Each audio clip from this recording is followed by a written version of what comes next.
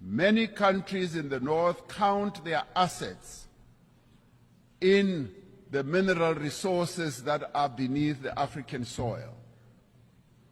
The wealth of Africa belongs to Africans. Centuries after the end of the slave trade, decades after the end of the colonial exploitation of Africa's resources, the people of our continent are once again bearing the cost of industrialization of the North and the development of the wealthy nations of the world.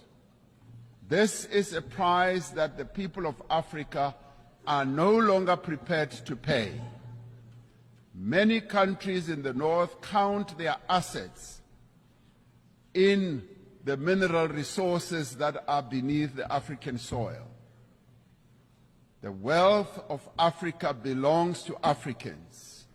The mineral wealth that is beneath the soil of Africa must, in the end, accrue to Africans. We urge global leaders to accelerate the global decarbonization while pursuing equality and shared prosperity. We need to advance all three pillars of the Paris Agreement: mitigation, adaptation, and support, with equal ambition and urgency.